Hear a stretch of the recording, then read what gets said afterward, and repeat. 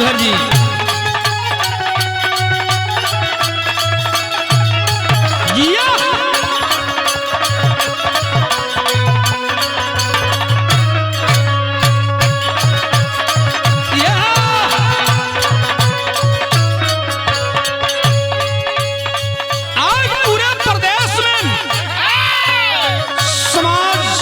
वादी पार्टी की लहर चल रही है।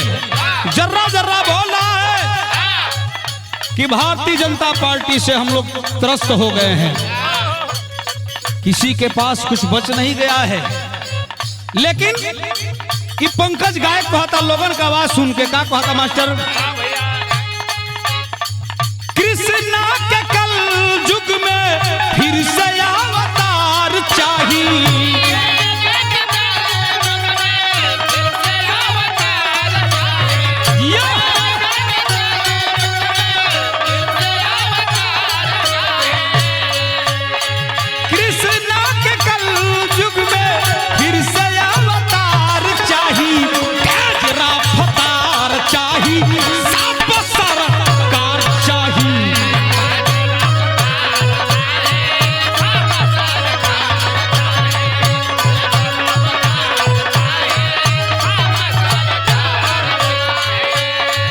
हिंदू मुसलमान हर जाति समुदाय के लोग एकता बना करके चल दिए हैं।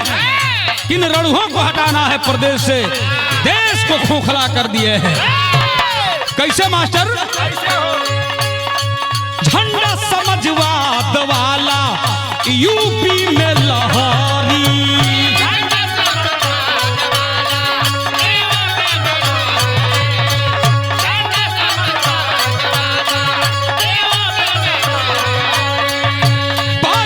केहू भी रोधी नाही हरी।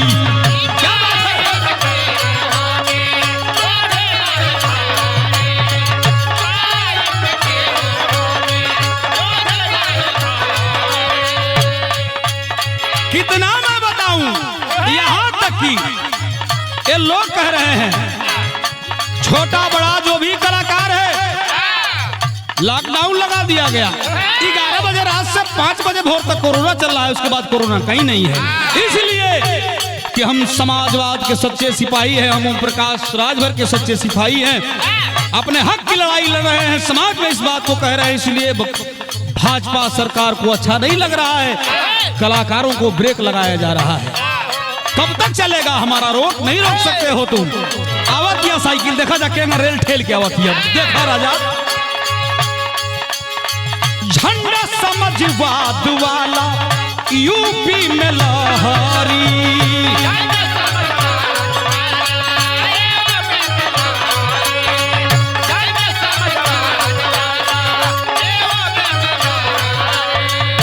बाईस में केहू भी रोधी नाही ठहरी।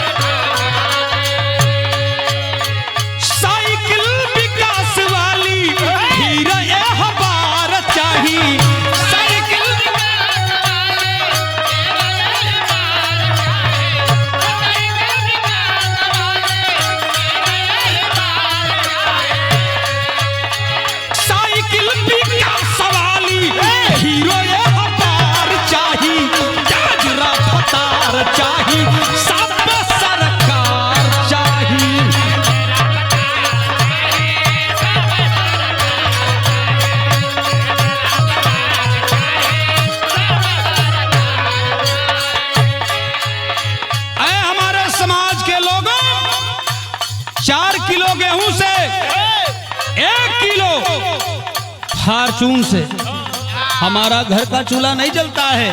हमें रोजी चाहिए, रोटी चाहिए। वक्त आ गया है चुनाव का, दुनिया भर का आलू हवना दे रहे हैं ये लोग।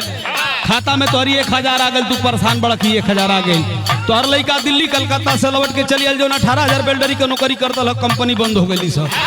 ऊ ठीक बा के गेहूं अच्छा ठीक बा हो भैया, एक कदम यहाँ के भगा देला का काम बा। कहे के बा अखिलेश ओपी के भइल ऐलान बा।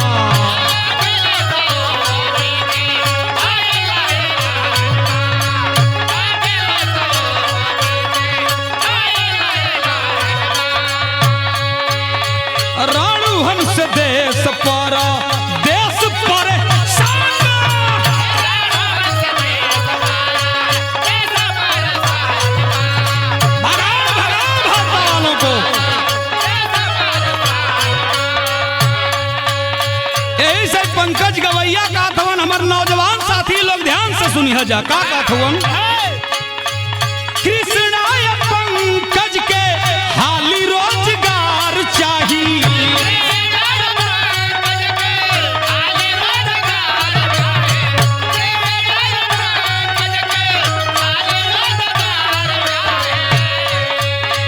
कृष्णाय पंकज के हाली रोजगार चाही तेज रफ्तार चाही सबका सरकार चाही